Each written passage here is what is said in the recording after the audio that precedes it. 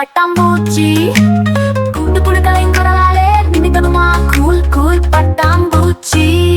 இது கலை இலக்கியம் சமூகம் என கடைக்கொடி மக்களுக்காய் சிறையடிக்கும் ஒரு கலக்கல் FM. வணக்கம் நேயர்களே, நீங்கள் கேட்டுக்கொண்டிருப்பது பட்டாம்பூச்சி FM. இது தேநீர் கடை. தேநீர் கடை பகுதியில வாரம் ஒரு அற்புதமான ஆளுமையை சந்திச்சிட்டு இருக்கோம். இன்னைக்கு நம்ம சந்திக்க போற ஆளுமை யார் தெரியுமா? தினமணி நாளிதழின் மூத்த செய்தியாளரும் பெங்களூரு தமிழ் பத்திரிகையாளர் சங்கத்தின் தலைவருமான திரு முத்துமணி நன்னன் அவர்களைத்தான். இவர் தமிழ் மண்ணிலே தன்மானத்தை பெற்று கன்னட மண்ணிலே தமிழ் மானத்தை நிலைநிறுத்தி வரும் ஒரு தனித்தமிழ் பற்றாளர், கனித்தமிழ் பேச்சாளர், நனித்தமிழ் எழுத்தாளர், இனித்திடும் இதழாளர், பாவேந்தர் பாரதிதாசனின் பரம ரசிகர். கல்லூரி காலத்திலேயே கையெழுத்து பத்திரிகையை நடத்தி காலத்தின் தலையெழுத்தை மாற்ற துடித்த சமூக நேசகர். பகுத்தறிவையும் பைந்தமிழையும் தன்னிரு கண்களாய் கொண்டு உலகமெல்லாம் இணையம்படி தமிழ் பரப்பும் கல்வியாளர். கர்நாடகத்தில் கடந்த 3 ஆண்டுகளாக தமிழ் புத்தக திருவிழாக்களை நடத்தி தமிழுக்கும் தமிழ் படைப்பாளர்களுக்கும் விருதுகளால் விருதளித்துக் கொண்டிருக்கும் ஒரு வெற்றியாளர். தங்கவயல் செதுக்கிய செங்கன் சிற்பம் பாவலர் கோவி நன்னன் அவர்கள் பெற்றெடுத்த அண்ணன் முத்துமணி நன்னன் அவர்களை தான் இன்னைக்கு நிகழ்ச்சியில நம்ம சந்திக்க போறோம். வழக்கம் போல சுவாரஸ்யமான கேள்விகளை கேட்கிறாங்க நம்ம ஆர்ஜே முனைவர் கிருஷ்ணா கணேஷ் அவர்கள். வாங்க நேயர்களே, நிகழ்ச்சிக்குள்ள போகலாம்.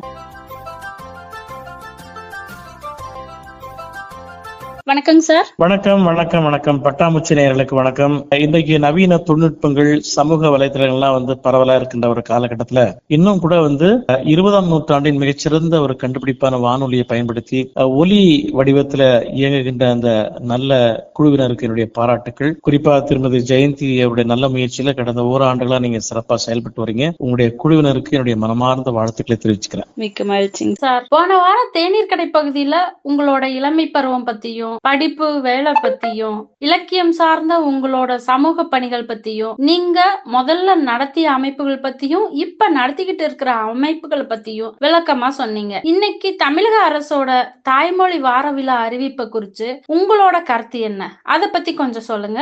ஆங்கிலேயர்கள் ஆங்கில மொழினால ஏப்ரல் 21 கொண்டாடுறாங்க. ஏன்னா அன்னைக்குதான் ஷேக்ஸ்பியர் பிறந்த நாள், இறந்த நாள். அப்ப ஷேக்ஸ்பியர் ஆங்கில மொழியுடைய அடையாளம். அப்ப அவருடைய நாளை ஆங்கில மொழினால அறிவிக்கும் போது இன்றைக்கு நீங்க 20 நூற்றாண்டுகள் இப்ப தமிழுக்கு ஒரு 5000 ஆண்டுகள் பழமைன்னு சொன்னா, இல்ல 10,000 ஆண்டுகள் பழமைன்னு சொன்னா, தொல்காப்பியம் 5000 ஆண்டுகள் பழமையானதுன்னு சொல்றான். அப்படி நீங்க அந்த அளவீடை எடுத்துக்கிட்டு நீங்க கணக்கு பண்ணி பாத்தீங்கன்னு சொன்னா, தொல்காப்பிய காலத்தில் இன்றைக்கு வரை தமிழை ஆண்ட மிகச்சிறந்த ஆளுமை எல்லா துறை சார்ந்தும் நவீனத்தை உட்புகுத்தி பழமையும் மறக்காமல் தமிழுடைய அந்த செருவையும் இலக்கிய செருவையும் மரபையும் மறக்காமல் தமிழை நவீனமாக்கியவன், புதுமையாக்கியவன், புத்தாக்கம் படைத்தவன் யாருன்னு சொன்னா அது பாரதிதாசன் தான். அதனால பாரதிதாசனுடைய பிறந்தநாள் தான் நம்முடைய தமிழ் சமூகத்திற்கு சிறந்த அடையாளமாக இருக்கும். அவன்தான் தமிழர்களுக்கு அடையாளம், அறிவின் அடையாளம் அப்படின்னு சொல்லி அந்த ஒரு நாளை நீங்கள் உலக தமிழ்நாளை அறிவிக்கணும்னு நம்ம கேட்டுவிட்டோம்.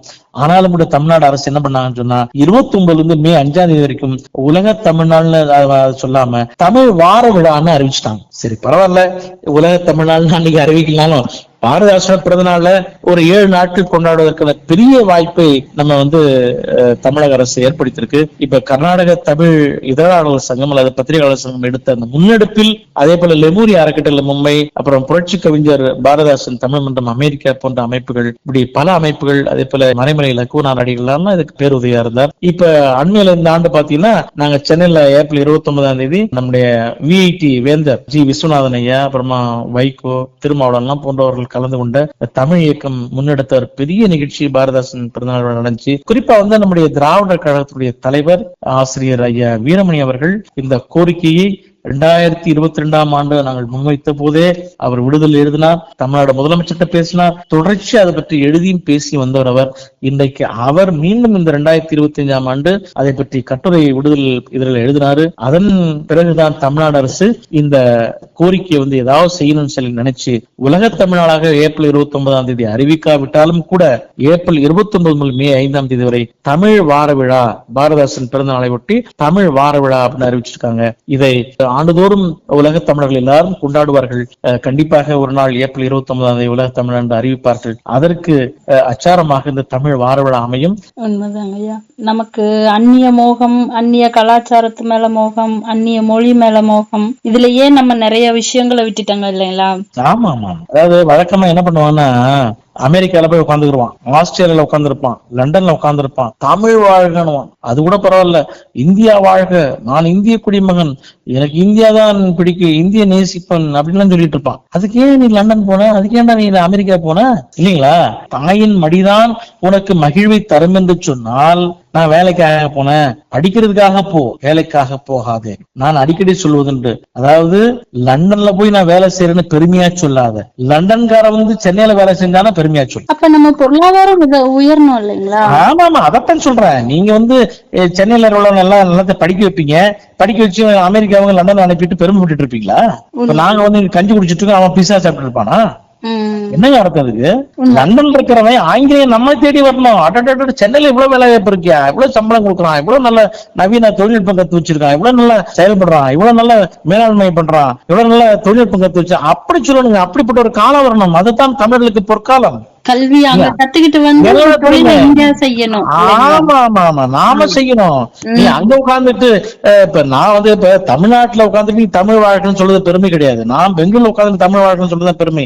அந்த மாதிரி இது பெருமை என்று சொன்னாலும் அதே நேரத்தில் கன்னட மொழியை நேசிக்கிறேன், கன்னட இலக்கியங்களை கேட்டிருக்கிறேன், கன்னடத்தோடு உறவாடுகிறேன். எல்லா மொழிகளும், உலகத்தோட எல்லா மொழிகளுடைய மொழிகள் 7000 மொழிகளுடைய மொழிகள் தான். எனக்கு எந்த விதமான வேற்றுமை இல்லை, யாது முறை யாவரும் கிளியர்தான். ஆனால் என்னுடைய தொப்புள் கொடி உறவு என்னுடைய தாய்மொழி, அதை மறக்காமல் இருக்கேன், அவ்வளவுதான். அதுக்காக நான் கன்னடத்தையோ மற்ற மொழிகளோ ஏசுவதோ பேசுவதோ எதுவுமே கிடையாது. அதை நேசிக்கிறேன். நான் கன்னடத்துல பேசுறேன், கன்னடத்திலே தூய கன்னடத்துல பேசுவேன். கன்னடர்களே என்ன வியப்பா சொல்ல, என்னங்க இவ்வளவு தூயமா தூய கன்னடத்துல பேசுறீங்கன்னா, அதுங்க நம்ம அந்த மொழி கொடுக்குற மரியாதை, அதான் அந்த மொழியை நேசிக்கிறதுக்கான ஒரு அழகு.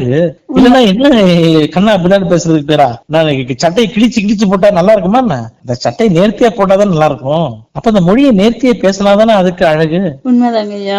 இப்ப உள்ள பிள்ளைங்க எல்லாம் தமிழ் கற்கறதுக்கு வந்து ஏதுவா வகுப்புகளை நீங்க ஜூம் செயலி வழியா நடத்திட்டு இருக்கீங்க இல்லைங்களா? ஆமா ஆமா ஆமா ஆமா. இந்த அனுபவம் உங்களுக்கு எப்படி இருக்கு?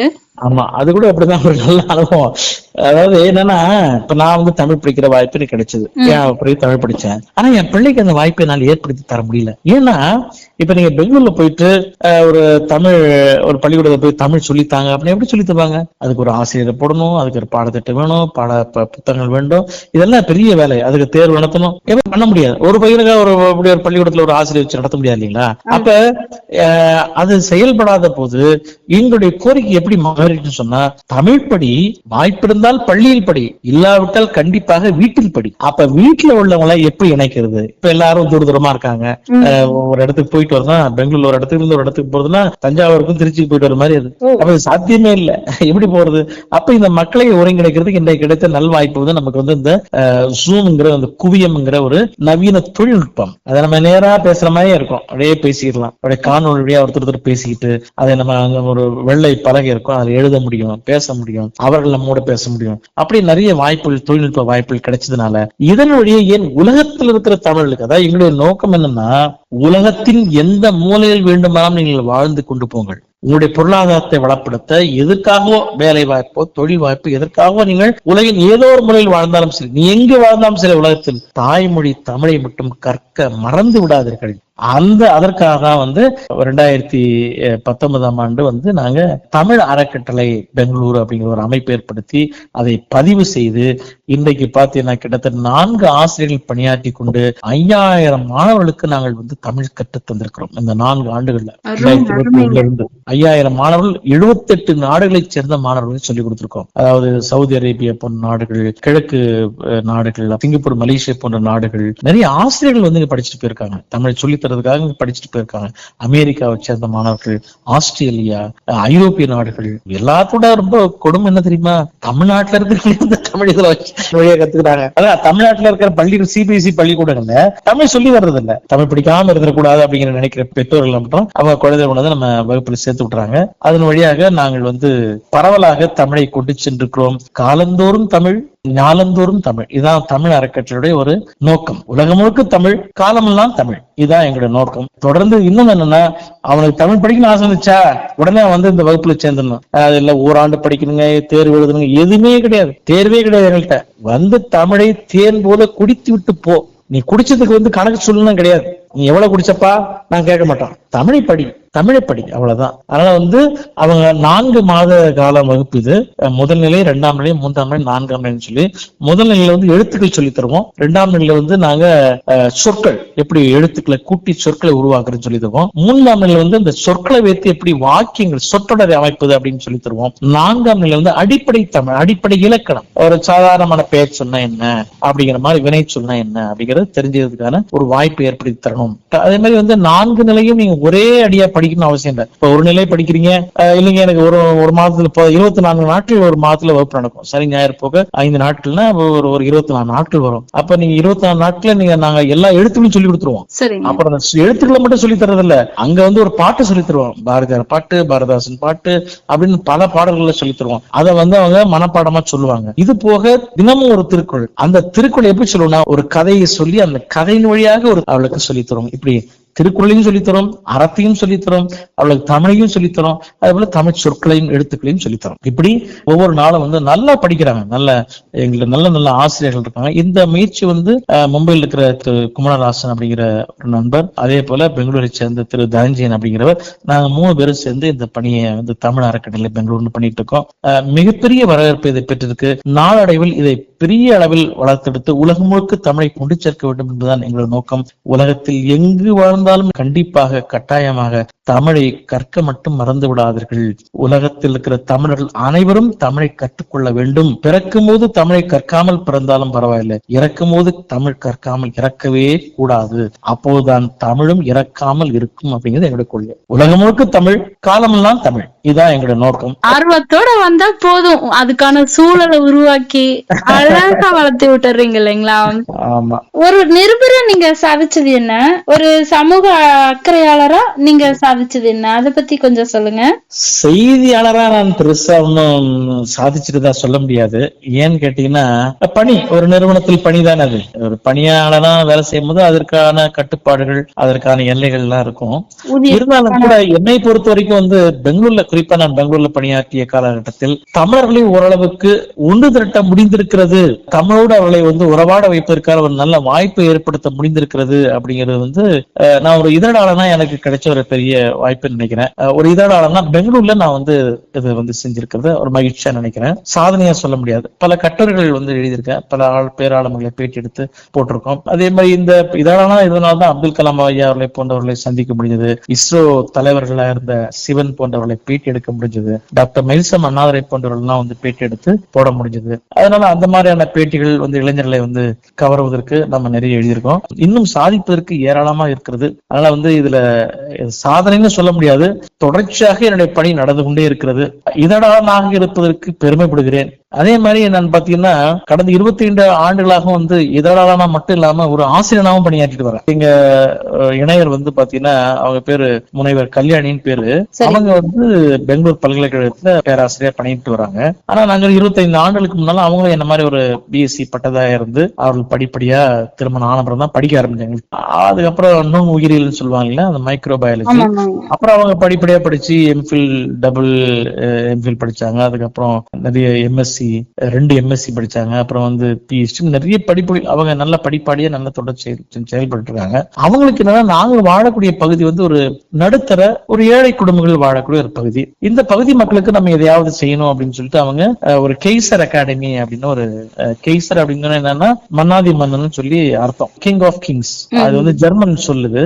அதை வந்து அவங்க ஏன் அப்படின்னா, அந்த கெய்சர் அப்படிங்கிறவர், பீட்டர் கெய்சர் அப்படிங்கிறவர், நான் வந்து ஏழ்மையில் இருந்த போது, நான் விடுதலை படிக்கும் போது எனக்கு கல்வி உதவி செஞ்சவர் அவர். அவருக்கு நன்றி கடன் செலுத்தும் முகமாக அவருடைய பேரை கெய்சர் அகாடமின்னு வச்சிருந்தாங்க. அதை 23-24 ஆண்டுகள் நடத்திட்டு வரோம். அதன் வழியே வந்து நம்ம தொடர்ச்சியா பள்ளி மாணவர்கள், குறிப்பா நம்ம பள்ளி மாணவர்கள் தான் வந்து நம்ம இலக்கா வச்சிருக்கோம். ஏன்னு கேட்டீங்கன்னா, அப்துல் கலாம் எல்லாம் அழகா சொல்லுவார், அதாவது இந்த நாட்டை, இந்த சமூகத்தை மாற்ற வேண்டும் என்று சொன்னால் அது 3 நபர்கள் மட்டுமே முடியும்னு சொன்னார். யார் அப்படின்னா, ஒருவர் தாய் அம்மா, இன்னொருவர் தந்தை அப்பா, மூன்றாவது யாருன்னா பள்ளி ஆசிரியர் அப்படின்னாரு. அவர் கல்லூரி ஆசிரியர் சொல்லல, பள்ளி ஆசிரியர்கள் அப்படின்னு சொன்னார். அப்ப பள்ளி ஆசிரியர்கள் ஏன் அப்படின்னு சொன்னா, இந்த இளம் சிட்டுகள் இருக்காங்க, அந்த குழந்தைகள் இருக்கு பாருங்க, அந்த குழந்தைகள் வந்து ஒரு நமக்கு வந்து ஒரு நல்ல களிமண் நிலமா கிடைப்பாங்க. அவங்க அப்படியே அவங்கள திரட்டி கொண்டு வந்து அப்படியே அவங்கள வந்து அழகான ஒரு ஓவியமா உருவாக்கிடும், ஒரு சிறையா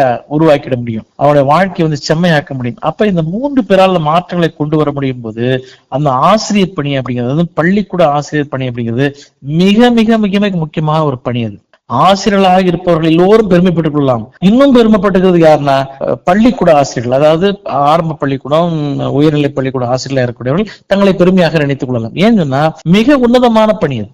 ஆசிரியர் பணிங்கிறது எல்லாரும் சொல்லுவாங்க அது ஒரு எடுத்துக்காட்டான ஒரு பணி, ரொம்ப தியாகம் நிறைந்தது, சேவை நிறைந்தது அப்படின்னு சொல்லுவாங்க. ஆனால் ஒரு அதாவது உலகத்தில் பிறந்தவர்கள் எல்லோரும் மனிதர்கள் இல்லை. மனிதர்களை மனிதர்களாக மாற்றுவதுதான் கல்வி. மனிதர்களை மனிதர்களாக மாற்றுவதுதான் கல்வி. அந்த மனிதனை மனிதனாக மாற்றுகின்ற காலகட்டம் வந்து இந்த பள்ளிக்கூட காலகட்டம் தான். அவன் 10ஆம் வகுப்பு வரும்போதெல்லாம் வந்து ஒரு இடத்துக்கு வந்துருவாங்க இல்லைங்களா.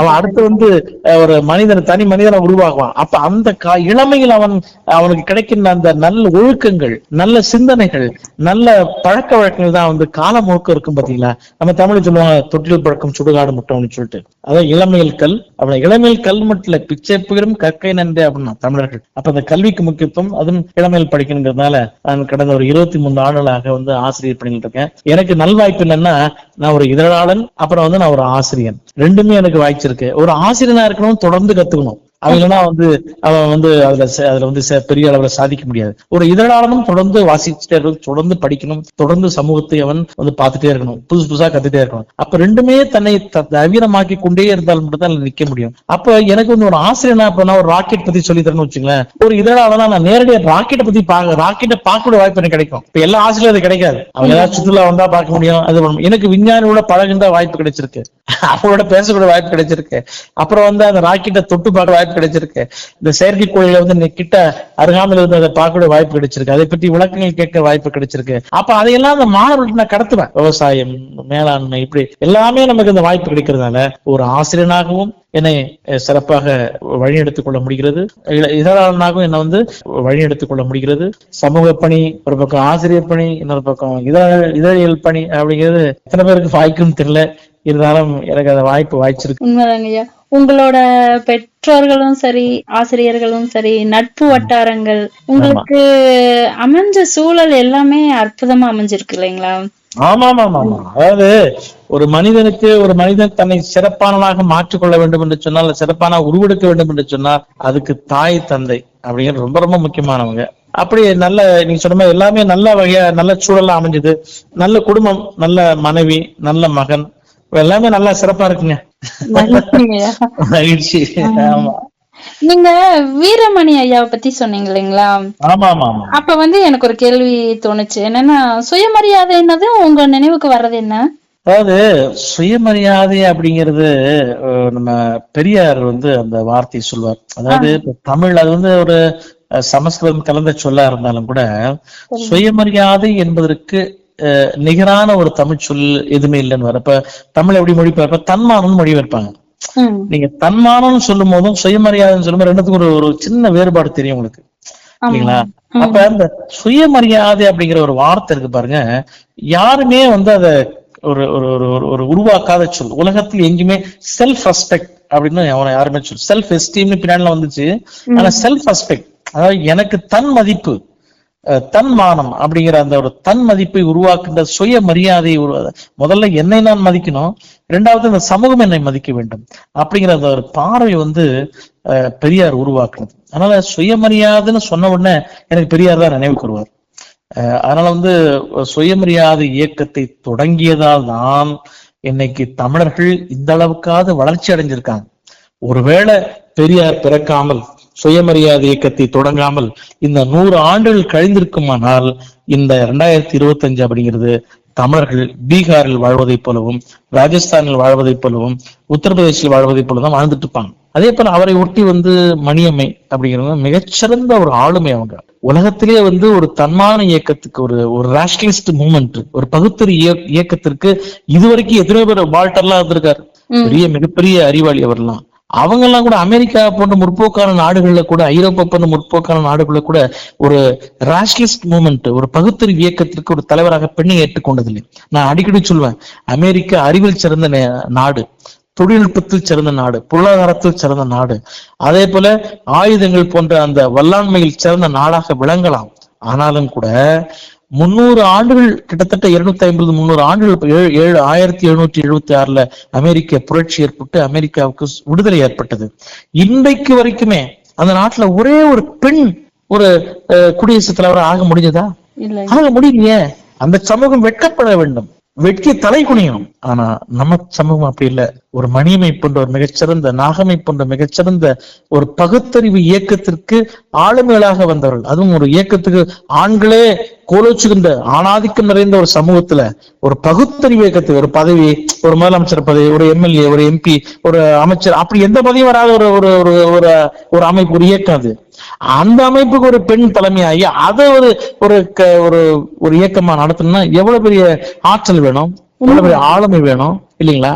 அப்படி அவர்கள் வந்தாங்க. அதை தொடர்ச்சியா நம்முடைய ஆசிரியர் வீரமணி அவர்கள் மிக மிக மிக மிக சிறந்த மனிதநேயம் உள்ள ஒரு ஆளுமை. அவரு விடுதலை இதழில பெரியார் மலர்கள் வெளியிடுவாங்க அவருடைய பிறந்த நாளை ஒட்டி. செப்டம்பர் மாதம் அவருடைய பிறந்த நாள் 17ஆம் தேதி, அதை ஒட்டி சிறப்பு மலர் வெளியிடுவாங்க.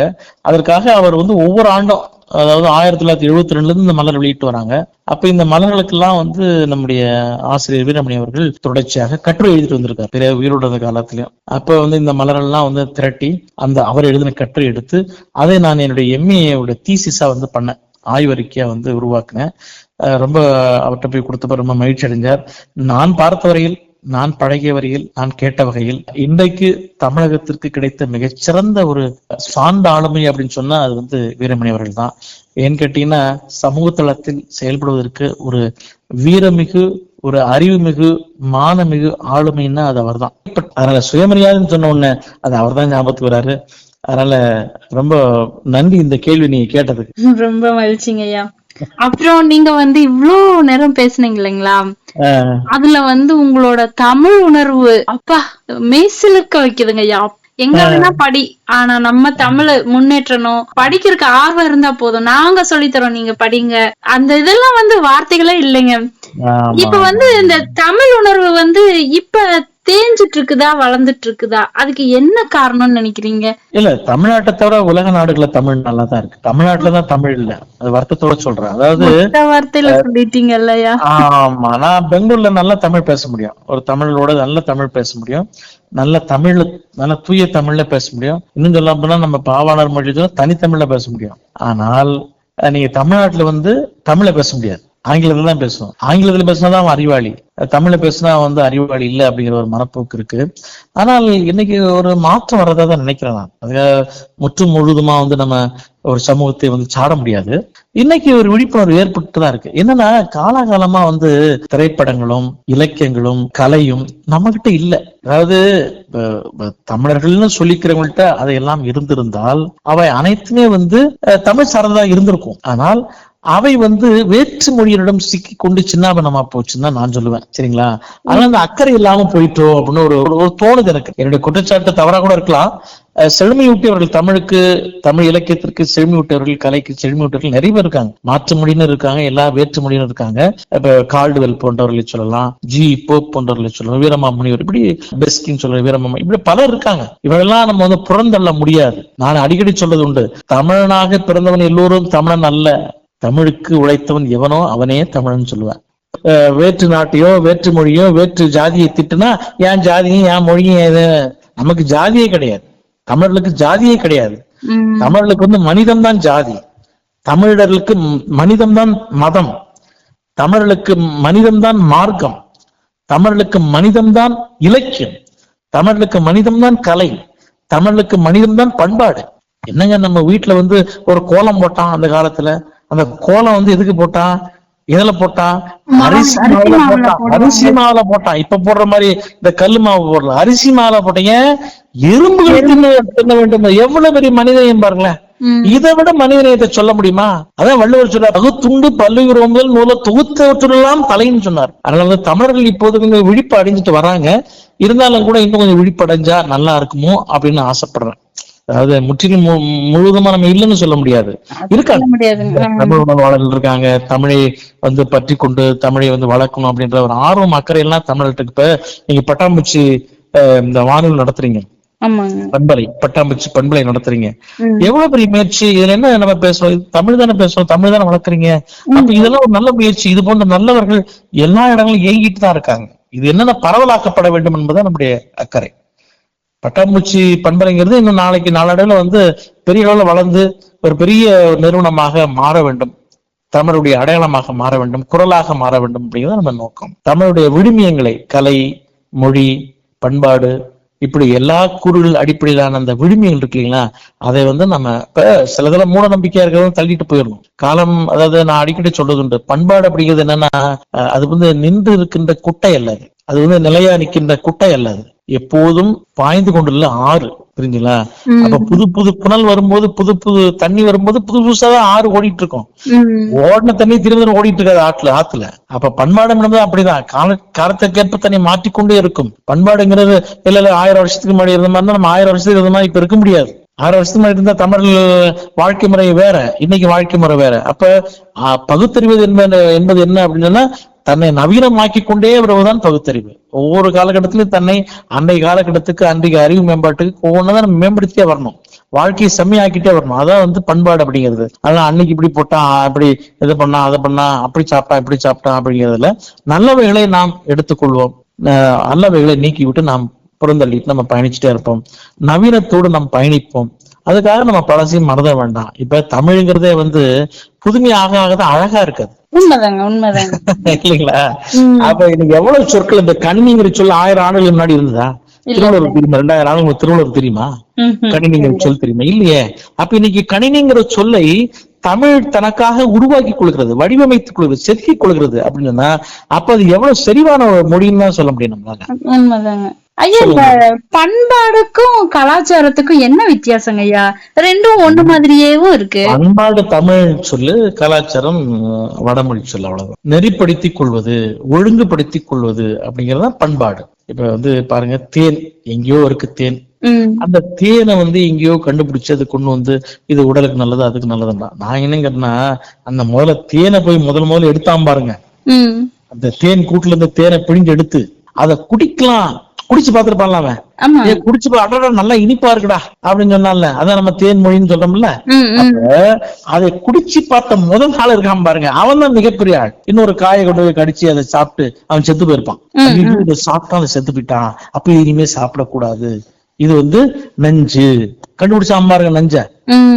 அப்ப அவன் தானே சிறப்பு. அப்படி ஒவ்வொரு காலகட்டத்திலும் ஒவ்வொன்னா கண்டுபிடிச்சு தன்னுடைய ஒழுக்கங்களையும், தன்னுடைய மொழியையும், தன்னுடைய கலையையும், தன்னுடைய இலக்கியத்தையும் பண்படுத்தி கொண்டே வருகின்றான் பாருங்க. அதை மீண்டும் மீண்டும் பாடுகிறோம் பாருங்க, அதை மீண்டும் சொல்லி செய்யறோம் பாருங்க, அதான் பண்பாடு. இன்றைய இளைஞருக்கு நீங்க சொல்ல நினைக்கிற முக்கியமான அறிவுரைன்னு ஏதாவது சொல்லுங்க. எதையுமே சொல்ல வேண்டியதில்லை அவங்களுக்கு. ஏன்னா என்னை விட வந்து பல அறிவாளிகள் அவளுக்கு சொல்லிட்டு போயிருக்காங்க. நாம வந்து சொல்ல வேண்டியதில்லை. நான் ஒன்னே ஒண்ணு மட்டும் அவங்களுக்கு சொல்றது என்னன்னா, நம்முடைய இலக்கியங்களை படியுங்கள், திருக்குறளை படிங்க, தொல்காப்பியத்தை படிங்க, நம்முடைய இலக்கியங்கள் எவ்வளவோ இருக்கு, நாலடியார படிங்க, அவை பாட்டி எழுதின அந்த ஆத்திச்சூடியை படிங்க, இல்லைங்களா, கொன்றை வந்தன படிங்க. இதுவே நான் அடிக்கடி சொல்றது, அதாவது தமிழை ஏன் படிக்கணும், நான் இப்போ தமிழ் அறக்கட்டளை நடத்துறோம், அல்ல நாம இப்போ வழக்கமா பேசும்போது சொல்லுவோம், நான் தமிழை ஏன் படிக்கணும், தமிழ்னால என்ன நமக்கு பயன், தமிழ் படிச்சுட்டு நான் பெங்களூர்ல இருக்கேன், தமிழ் படிச்சு எனக்கு என்னங்க பயனு, நான் தமிழை பேச முடியுமா, தமிழ்ல வணிகம் செய்ய முடியுமா, இல்ல தமிழ்நாள் வேலை கிடைக்குமா, அரசு பணி கிடைக்குமா, எதுவுமே கிடைக்காத, அப்புறம் எதுக்கு நான் படிக்கணும் அப்படின்னு ஒரு கேள்வி விடுது இல்லையா? கிடைக்குது இல்லங்க. நம்ம தமிழ் வந்து வாழ்வியல் மொழி, வாழ்க்கையை நெறிப்படுத்துகின்ற, செறிவூட்டுகின்ற, செம்மைப்படுத்துகின்ற ஒரு மொழி. நீ எப்படிப்பா வாழணும், அறச்சீற்றம் அப்படிங்கிற ஒரு சொல் வேற எந்த உலகத்தின் மொழியில சொல்லுங்க பாப்போம். அறச்சீற்றம் எங்கேயாவது இடத்துல அநியாயம் நடக்குதா, கோவம் வருது இல்ல, உன் மூளை குறுகுறுன்னு இல்ல, அந்த கோபத்தை வரவழைக்கின்ற மொழி எது? தமிழ். எனவே இந்த நல்லொழுக்கங்கள் எல்லாம், நல்ல அறங்கள் எல்லாம் நம்முடைய மனிதனாக வாழ்வதற்கு அதை நம்ம சொல்லித்தரணும். ஒரு இலக்கியம் ஏதாவது இருந்தால் அது தமிழ் இலக்கியங்கள தான் இருக்கு. அது தமிழ்ல படிக்கணும். இலக்கியங்கள் தான் நம்முடைய வழிகாட்டிகள். தமிழ் இலக்கியம் படிக்கிற பழக்கத்தை விடக்கூடாது. கண்டிப்பாக படியுங்கள். தமிழ் இயங்கிக் கொண்டே இருக்கும். இவ்வளவு நேரம் நம்மளோட கேள்விகளுக்கு எல்லாம் சிறப்பா, பொறுமையா, தெளிவா பதில் சொன்ன உங்களுக்கு நன்றியும் வாழ்த்துக்களுங்க சார். நன்றி. பட்டாம்பூச்சி நேயர்களுக்கு என்னுடைய நெஞ்சார்ந்த நன்றி. நேயர்களே, இதுவரை நீங்கள் கேட்டது பட்டாம்பூச்சி எஃப்எம் வழங்கிய தேநீர் கடை. தொடர்ந்து இணைந்திருங்கள். இது நம்ம பட்டாம்பூச்சி எஃப்எம். இது ஒரு பட்டாம்பூச்சி எஃப்எம் தயாரிப்பு.